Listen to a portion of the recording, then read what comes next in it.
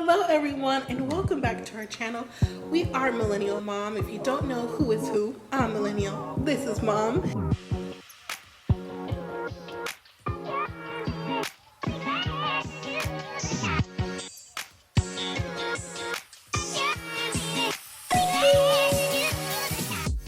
Hello everyone and welcome back to our channel. If you're new here, I'm Mom or Kay from Millennial Mom. But before I begin, please, if you haven't already, don't forget to hit that subscribe, like, share, and leave your comments. Also, if you're interested, we have a membership in our description box below. So tonight we're going to talk about Love Without Borders, Season 1, Episode 5, Things Are Getting Touchy. We're going to start with Phil and Carmen. Not too much happened with them on tonight's episode. We see a recap of last week when they're getting into it. They have their first argument with Carmen being on Phil's IG page on a social media, and he's upset about that because he's like, why would you do that? He thought she was snooping, and in a lot of ways she was. And so after a little time passed, they talked out their differences. They came back around on the same page and they decided they were going to put things behind them and start over. So later in the afternoon, Phil says, we're going to go to the skate park today, have a good time, and just, be carefree. And so when he goes to knock on Carmen's door, it takes her a few seconds to open the door, but she says, you know what? I have to cancel today because I'm not feeling good. She says she's been vomiting and she's just not up for going. And Phil decides that he was going to stay home and pamper Carmen in a way, trying to make her feel better. He offers her rub her feet and just be the man of the hour. And that's what they did. And that was all that happened with them on this episode. Next, we have AARON and MAEL. So now it's the next morning and AARON goes out to the apartment and he goes to a coffee shop or whatever, and he ends up FaceTiming Erica, the relationship expert, and she's asking him the general questions about how's it going and how are you feeling. And AARON said it's going pretty good. He likes MAEL so far and the attraction is there. But then when Erica says, so have you been intimate yet? Have you hooked up? AARON says, no, we haven't. And Erica said, what? Why haven't you?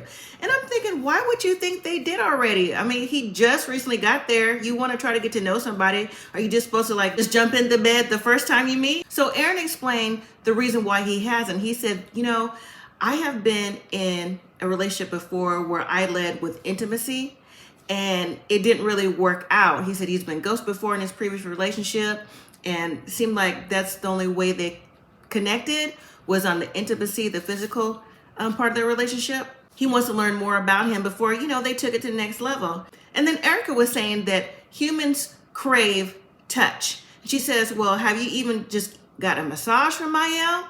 And MAEL is a massage therapist. And AARON says, no, I haven't thought about it. She says, well, maybe that will help you out with opening up yourself with being intimate or just bringing someone into your space. So after the conversation, AARON goes back to the apartment. And that's when AARON mentioned that he talked to Erica and MAEL apparently didn't know just by his response. So then AARON suggested, he goes, oh, so do you think I could get a massage? And MAEL was like, yeah, of course, right? So AARON gets his massage from MAEL. AARON seemed like he was enjoying it, so there wasn't really no conversation. He seemed like he was relaxed. And afterwards, he was being a little friendlier, a little more chatty, because then he says to MAEL, he goes, oh, it looks like I have a dad bod. He goes, no, not a dad bod, maybe like a zaddy bod. And MAEL was like, oh, what's that? And when AARON was trying to describe what zaddy was, AARON was like, oh, maybe this is the start of them opening up even more. Moving to Brian and Dana. Now, when we see this couple, we see little quick scenes with them, with her unpacking and getting ready and then going on a date night. One thing about this couple is that I've noticed is that, I think I mentioned it in last week's review, is that Brian is asking Dana lots more in-depth questions, like getting to know where her mind is, what she's thinking, where she's trying to go in the next 5 years. Even though Dana is answering the questions, I don't think she's necessarily picking up what is really being said to her or the responses of the questions, because Dana is not asking the same questions back to Brian, and then Brian is also not. After Dana says the things that where she sees herself in 5 years and what she's doing or where she's going and what she wants to do with her life, Brian's not offering what he's trying to do either. So it's kind of like one-sided. So today, Brian is taking Dana out to the farm to feed the hens, and Dana seems like she's excited to go. So when they get to the farm, there's got to be at least 200 hens there, maybe more, maybe a little less, but it's a bunch of hens. But then again, they're on the farm, so they're free range. So they were everywhere. And so Dana at first was like, oh, I'm kind of scared of hens. But I thought they were just at the farm when she got there too to see them. So maybe she didn't feed them or do the same things that Brian does on a day-to-day basis. So one thing in confessional that Brian said was like, oh, I thought she liked the nature life and she was from Montana. So what's that about? And the way he mocked nature and from Montana, I was like, I kind of side-eyed Brian with that. So then Brian says, so why don't you start off with maybe cleaning up after hens, picking up the poop. And Dana was like, I really don't want to do it. But she did it anyway. So I think Brian was kind of testing her to see what she would do and how she was going to feel about it. So then after the farm, they make it back to the house.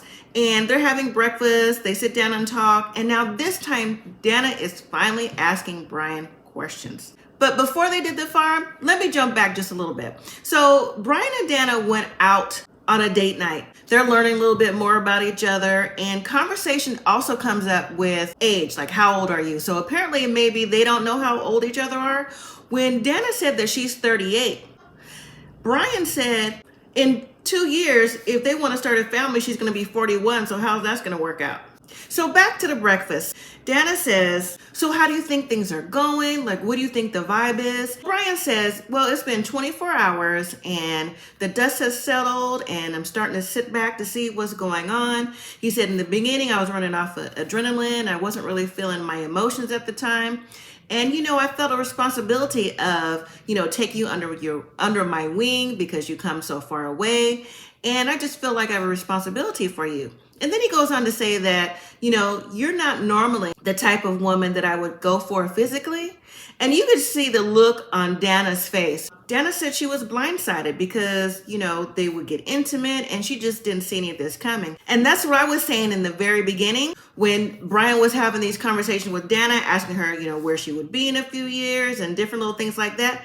Dana wasn't picking up on this at all. Now moving to Naim and Chandra. So we see them later on at dinner, and the view of the restaurant where she took him is really nice. I mean, the view of the city, just the way the restaurant is laid out. Even Naim was like, oh, this is nice. So they sit down for dinner. They talk about more of like what they want to do and with each other. And Naim says that he loves to dance, and he's like, oh, so is this the dance floor? Because he was looking at the restaurant and nobody was dancing, and Chandra was like, no, it's not the dance floor. Chandra says she ordered shots to drink. She's like, well, do you like to, have stuff to drink, things like that? He's like, no, I just like to dance. He's like, so do you want to dance? She's like, no, don't do that. I don't want to do that. And Naim's like, why not? She was like, no, don't do that. Just sit down. Like, she felt like she was being embarrassed.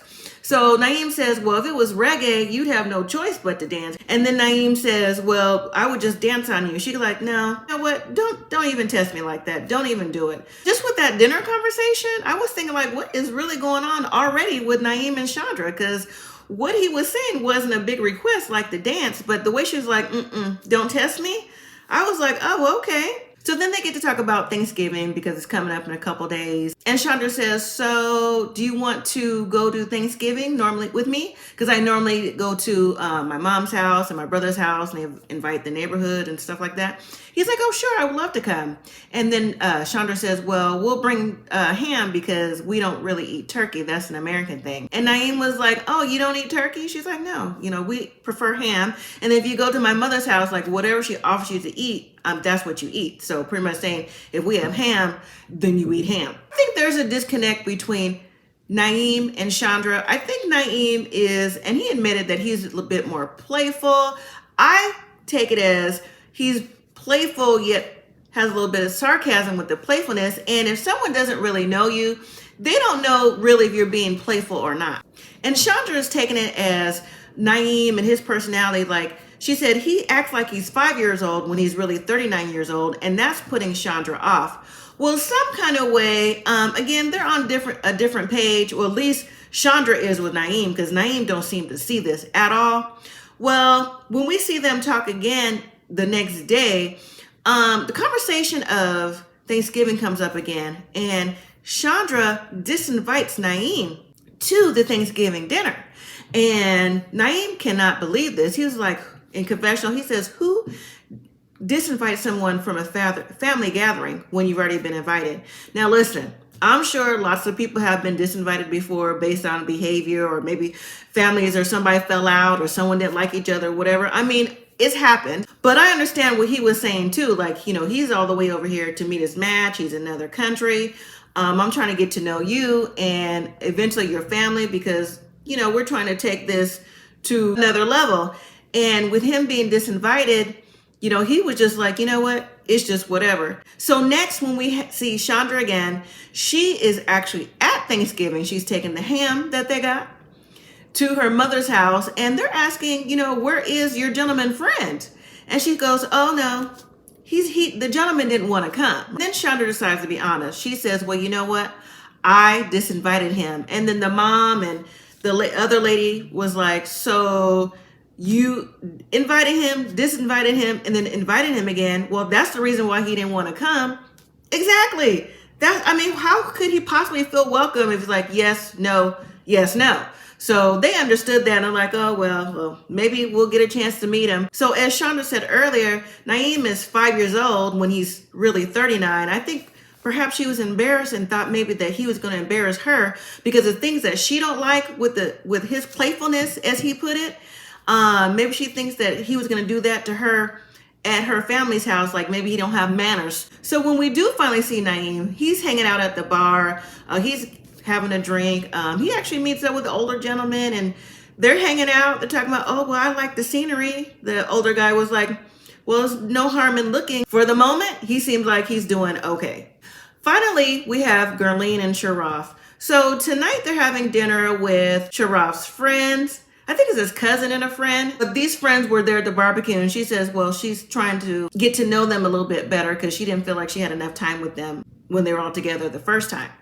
So as they all meet up for dinner, the friend, I think his name is EJ, he just comes right out the box with his questions, his suggestions, and his statements.